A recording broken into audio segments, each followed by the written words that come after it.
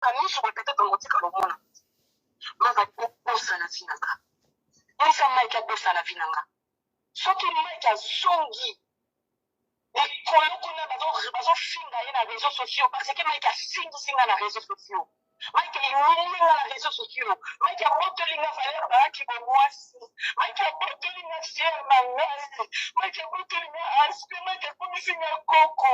Maika botolinga le banda. Maika botolinga la centre. Maika nokoli motema na ngai. Maika tumbisi lo la nyonso ndaku. Maika botolinga babeju na ngai. Maika lanisanga le banda. Lelo nsanga bilamba olata. Nakomo singa batu bilamba olata. Nakomo singa batu. Les amis, ça fait très mal. Ça fait très mal. Toroche la bino mo bimba ya voice wana boka ndende ko mwasi azolela. Boyoki bino mo ndenga lobi ke non, oyebi ke ezaki likba la cop, azo s'adresser na tante ya Mike. Qu'est-ce qui s'est passé?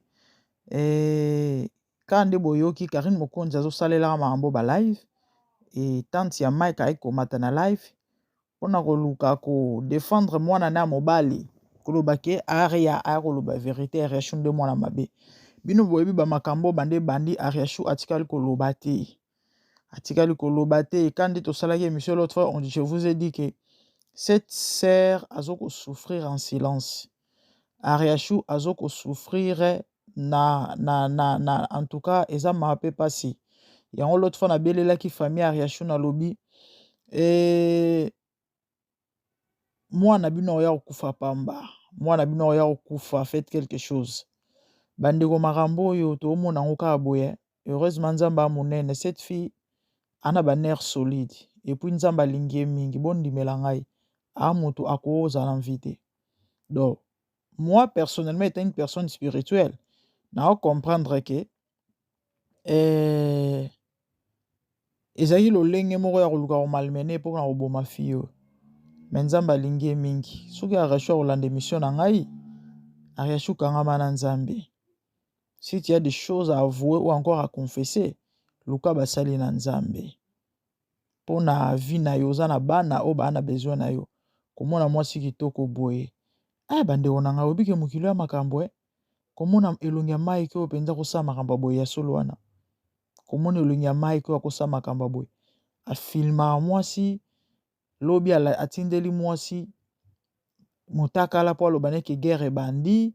Donc alinga bana mutakalize mwasi oyo ya bala o abotela ebana. Mais en tout cas nayebi te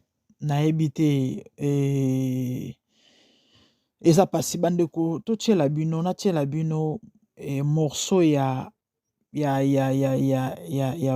nini ya voice boyoka ndenge Ariashu aza ko expliquer comment est-ce que balongola ye ba rein ya solo kolongola ko soigner tout ce que vous voulez. Bon tant déjà mtolobi no ba rein beba ki ba rein pola il fallait kolongola.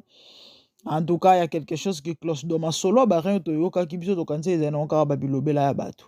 Nzorande ya maamba solo. Nzorande za maamba solo bandeko. Biso kanse maamba ba rien eza bilobela e bato kande ba créer ba makambu ba bambi kaka. Yango monita na saki émission na lobaki a supposé que eza maamba solo. Ya eza triste.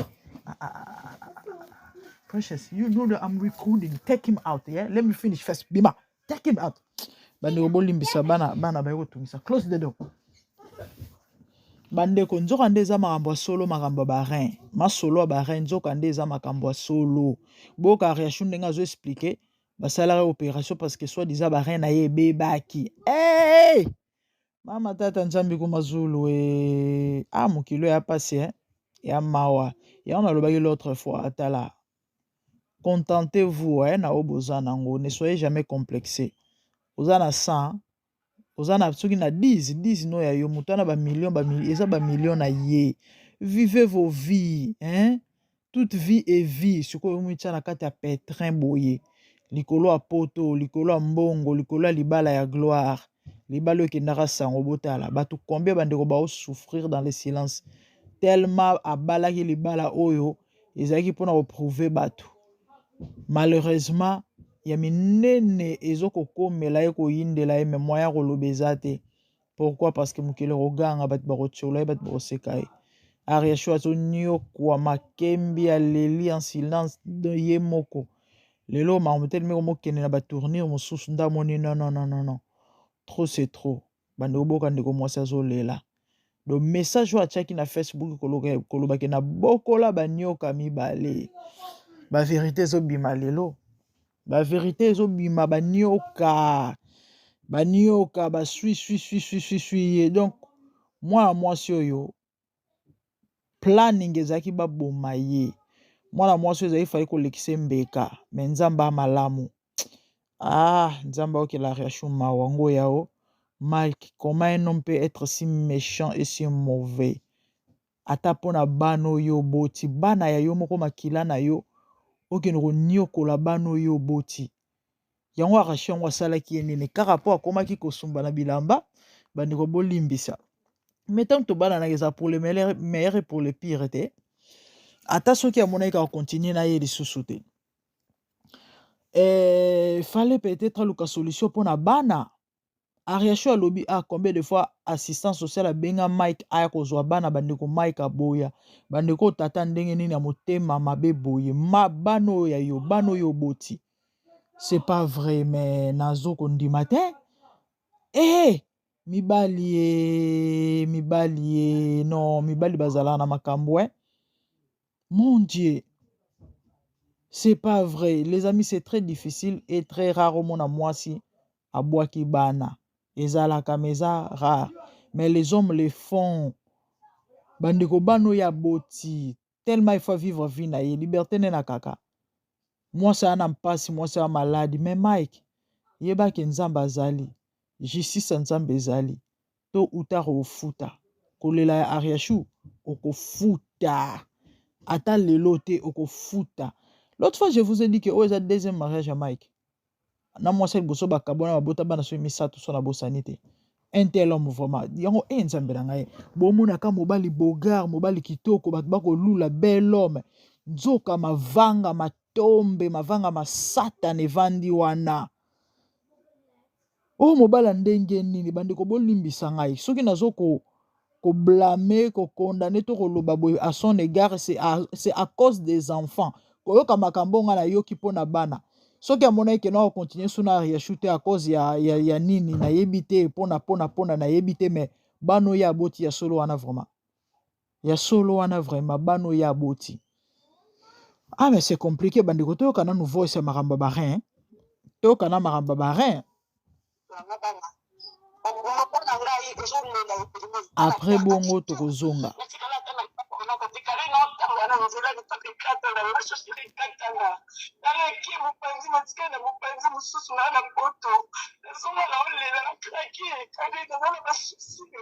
Seigneur Jésus.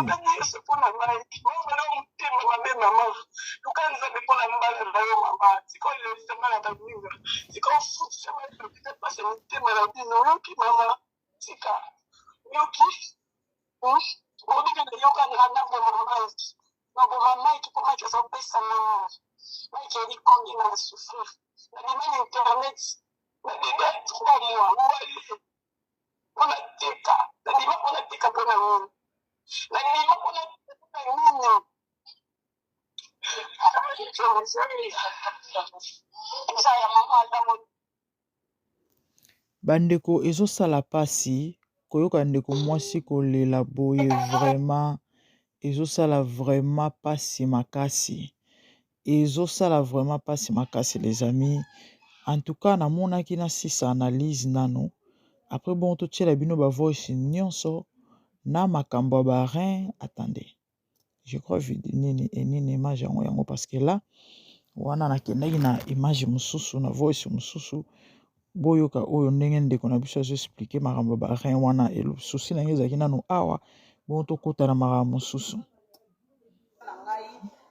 boyoka azo expliquer nde ba salaki ba opération. Deuxième opération nanga ezala jour anniversaire ya mwana nanga liboso Antilia bafani nanga boyebi mwana nanga Antilia le 4 avril ezala deuxième opération.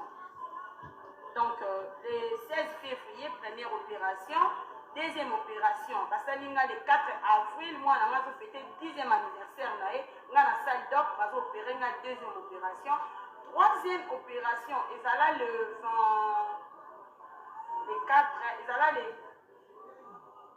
17. Si je ne me trompe pas, troisième opération, et ça là le 17.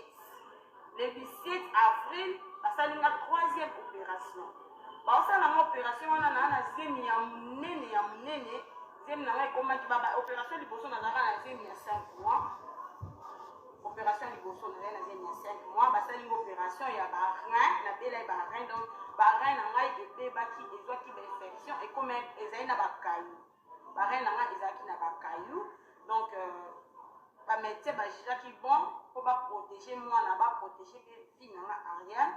Donc il fallait qu'il passe à la opération. Batu oyo o baza ba proche na nga o na solo na bango na privé mingi na yokaki bango soni te po na témoignage ya Nzambe na tindela bango video ya ba rein na ngai ndenge batanga ba sonde na Congo bataki nga ba sonde na Congo bataki nga ba sonde bo excusez nga na terme na serse na biso basi na zaki na ba sonde mais nazo sala pipi partout nazo bima pipi na sima mu Congo nazo bima pipi normal nazo bima susu pipi na ba sonde o bataki nga na serse. Donc la salle na maladie wana plus ou moins une année 9 mois oui la bandi maladie bébé na nga naza na zemi ya ba semaine na bandi malade na yeba kite ke eza ba ran na ke Afrique na Afrique kuna na ke na Beli susu na ngai le 16 février ezaki première opération. Bandeko wana boyoki ndenge ndeko azo expliquer maamba ba rein do masolo ba rein oto ya kolobela oto yokaki kande to yokaka. Et parce que les réseaux sociaux etambolaka boye so boyoki boye bolobeli ba mamsusu ezara solo en fait généralement ezara maamba solo c'est vrai ba ko bakisana ba kolongola ezangaka te yango bomoni à chaque fois et surtout soto za na confirmation penza ya likambo te to sa to supposaka na saki émission Ariachou plus ou moins 3 jours passés awa et car par rapport ba makambo oyo to bete masolo ba rein awa et nalobaki so eza maamba solo en tout cas eza pasi eza mawa nzoka nde ya maamba solo nzoka eza makambo solo donc quand nde tolobaki ke mai eninganaka pamba te mais allez-y comprendre aoyaka même te kolobaki non apesa mama Olive Barin tozala mikolo tozala bato bandeko na ngai vi ya moto ekeka na kokufa na kobeba boye botala nayebi te mpo nini mpo na mbongo mais franchement bato bazwa bariske mosusu ngai nayebi te nayebi te mito ya bato soki esalaka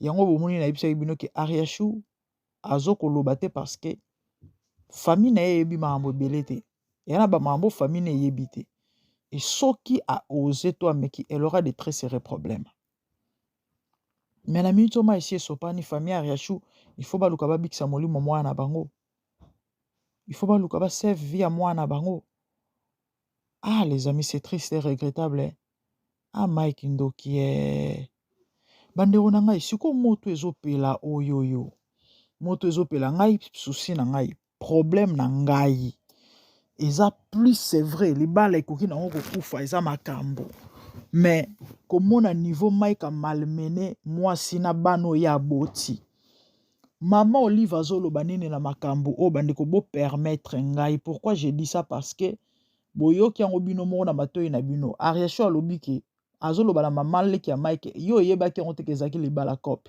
na salaki cop toyebi mama Olive azalaka na ba artiste et comédien toyebi Mike azalaka photographe na ye biso ku toyebaki ndeko na ye mais ba vérité ko bimaki no azalaka photographe ne ndeko photographe problème te mais toyebi ke pont topé médiateur entre Ariachou na Mike ezalaka mama Olive ndenge Yesu aza médiateur entre bato na Nzambe de même Ariachou na mama Olive na Mike médiateur ezalaka mama Olive ou encore médiatrice si vous tiango na féminin bandeko na ngai siko mama Olive aza wapi pona koboma moto yo libala c'est vrai kokufa nango mais pendant que Mike faisait tout ça torturer la vie de cette dame pendant que Mike torturait cette femme Ariachou pendant que Mike amanaye konyokola Ariachou na bana na ndimite mama Olive olobaka yebaki yango te parce que je suis sûr et certain makambo nyonso oyo elekaka to ebanda koleka entre bango mama olive te au courant soki bacontact katana ou encore bayokana basololaka lisusu te assez que y a un souci, y a un problème, il y a quelque chose qui cloche. Donc si je comprends bien planning projet ezalaki koya koboma mwana oyo. Ah mais franchement mitema bato ya mabe mais maiko nga nayebi te mobali kitoko mabe boye papa bano oyo boti ya solo wana bano ya yo bano ya yo miliki na yo yo nde moto okende kotelemisa kuno tie zemi bana na babimi na mokili basenga baya te vraiment ya solo wana bandeko na wana naoki pasi naoki mawa bandeko conseil nga na kopesa avant natiela bino bavoice wana nyonso oyo bouti koyoka totie morceau ndenge ndeko mwasi azolela ndeko mwasi alobi Mike asisi nga lolendo Seigneur Jésus j'ai eu mal abi Mike asilisi nga mon Dieu to bandeko ariashi mwasi kitoko nana oboya yango nana owanga nango Mike asilisi carrière ya kibomwasi epo atikali kotika ye sans préavis oyo kapenda tiki ye abupia ebanda olobaka dadi likambala fatigué de vivre mais nzambe restaurateur nzambe okela ariashuma vraiment naoki pasi mwa mobali oyo asuka mabe loba nzambe aza te mwa mobali akosuka mabe kande mwana mwasi oyo aolela amelisela yo bana abotela yo bana omatela ye obala ye na mbongo lelo mpona pasi to mpona maladi yo tikeli kosundola ye eza mawa mingi eza pasi bandeko na posa kuta koloba eza te je vais juste conseiller surtout na bandeko basi oyo barevaka bamabala soki ya ndenge nini mobala poto mobala azala soki nini soki ndenge nini soki nini faites très attention les amis c'est vrai nzambe ana ndenge asalaka makambo mais bokeba na bamabala bakomission na bamabala bacope faites très attention ya na bao mpe babala mabala bakomission na bamabala bacope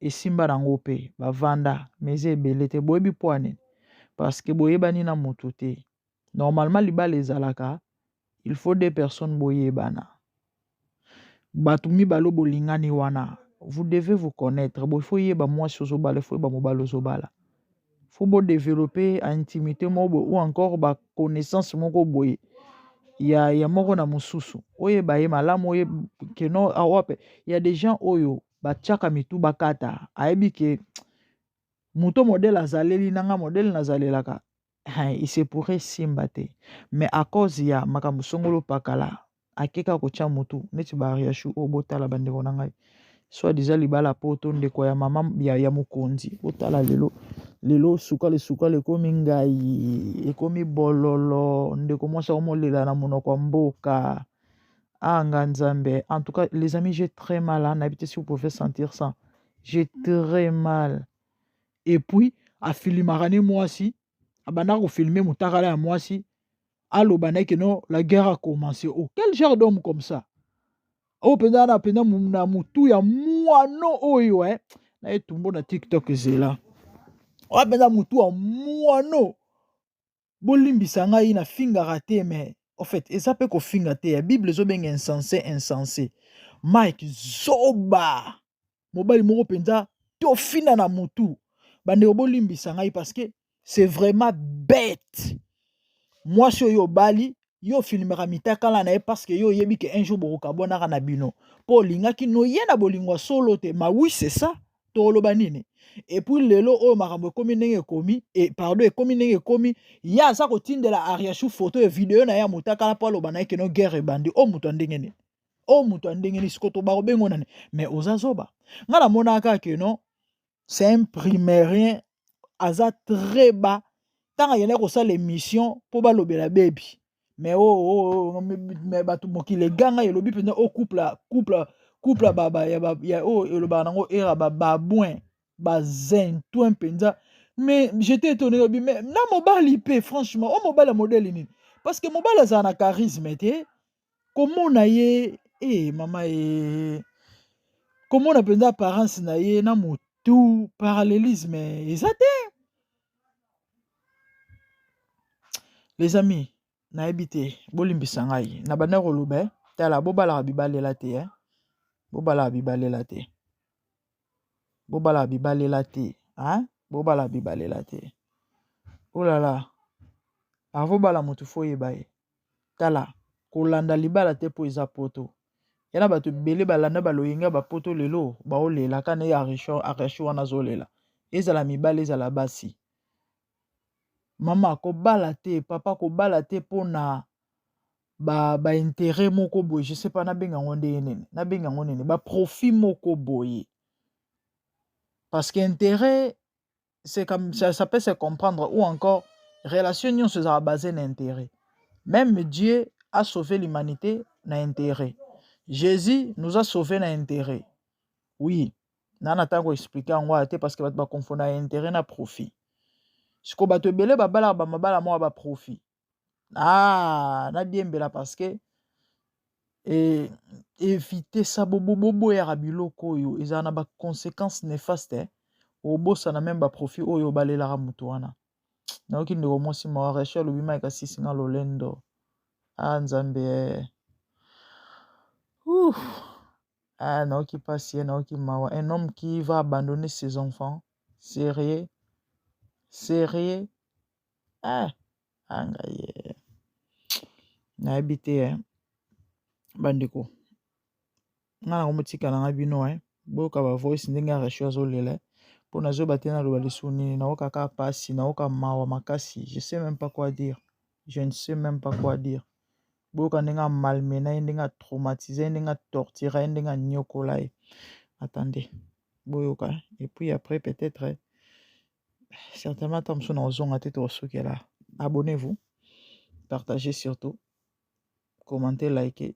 Mon frère, ma sœur, surtout Banabasi, ne souffre pas en silence. So monique kuna mamozo simba na wote majo la kisa bato mususu so bika mususu. Oya okufa no pambo wana mutu aliboso te wana mutu aliboso te ta bima na kata boumbu bima na boumbu wana. Yana bato mususu tellement prouvera bato. Amona te na osande ni mukile loba okokufa. Lokola ezo banga mukile loba okokufa. On a perdu tout. Mais si on a perdu tout, on a perdu tout. On a perdu tout.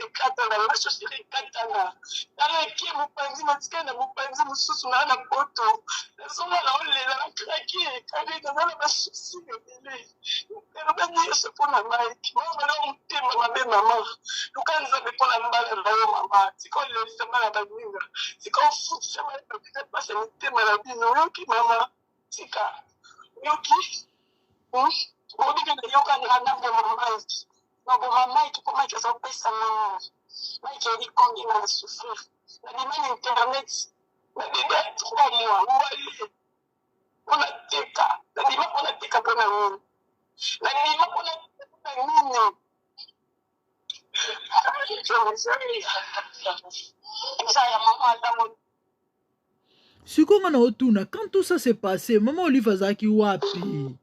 Parce que yena mtu alingisa ki bango te.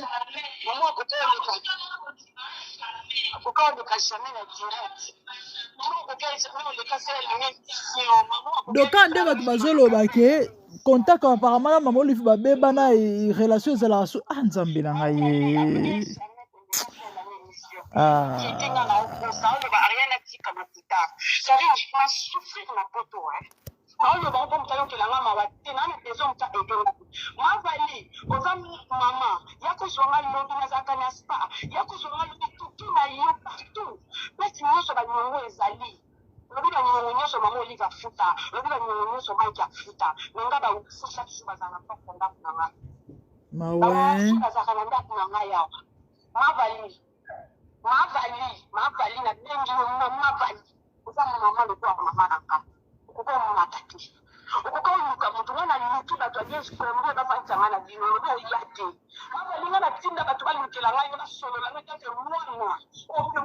baki wazolela oyo alala libanda oyo azongi keto kobisa bana te yalinga bana ya banyonso fuele ya kati ya jour na poto yalinga bana ya balala biso mafuta mbila na poto ozoyoka mama aza motema mabe mama aza motema mabe Seigneur Jésus.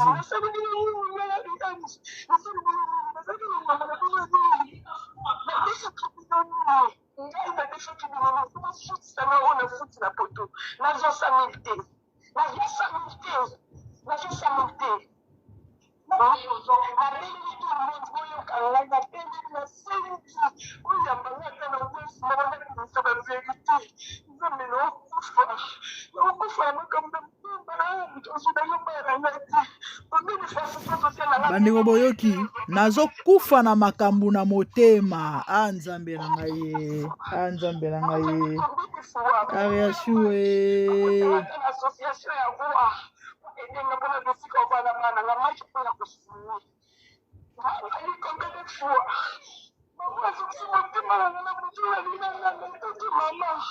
mama leki mama naluka mama oyo naluka mama oyo naluka maleki na ye naluka famille ye mobimba babandisanga na maiki baloba nini naza mpona barente nateka rente nana bana nanga mibale na nzoto na ngai naza na nzoto na ngai eza sote te naza bie napesa mama ondingi rente mama bakakusi mama bakasinyami batie mama bato na liye kukutumona bafinga mamanga naonela nzambe afuta fanya maiki nyonso yesu natamboli loboko likolo nzambe yanyango na bondela ya kutu nyonso nzambe oyo na baloko te omondela na kati ya centre istoma ya mezoti likolo na zidon na posta posta asango na ta jour na koti na jour na koti oyo basukulasango na nzambe nini na nzambe nzambe oyibala bakipalipana nzambe wana nzambe muna mazali na butani nde yesu nakoseli mama makambo mwana ndakolonga te mazali na kutema ndenge nyonso namombela badukela ngai elobi makambo wana nakotango te nalinga mwana na tolobana nalinganga te nasala nini mama nzambe ene natombe loboko na ngai likolo yesu nalobi dema mokili mobimba na ye nyonso nateka barente nana bana bandeko na ngai je sais même pas s'il faut continuer cette émission hein. Je sais même pas s'il faut retirer ma voix misusu je sais même pas koyoka ndenge ndeko mwasi azolela boye alobi azokufa na makambo na motema moto azole bana ye aza te makambo nini o arasho azokufa nango na motema bandeko na ngai c'est sérieux hein? C'est sérieux bamabalo bomona eboma makambo ebele je ne sais même plus na bakisa nini nzambe to mpe naloba nini olala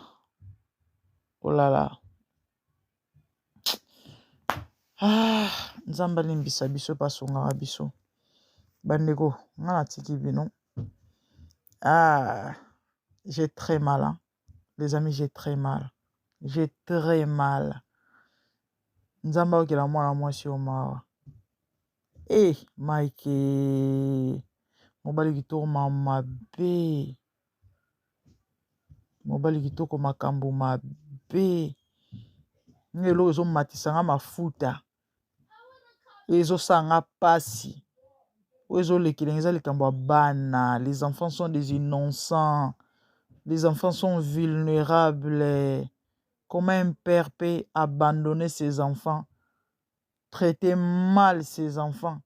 Moi si les balles kosila nango moi si akala azalaka me mwana akala azalaka te makila na yo papa.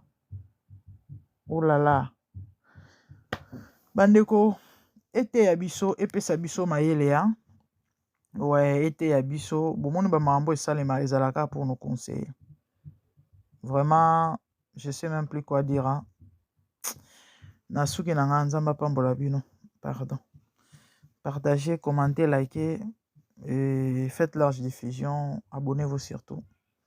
Ezali tolikat na bonzamba avec la grande dame quant à moi à mon nom. Merci beaucoup.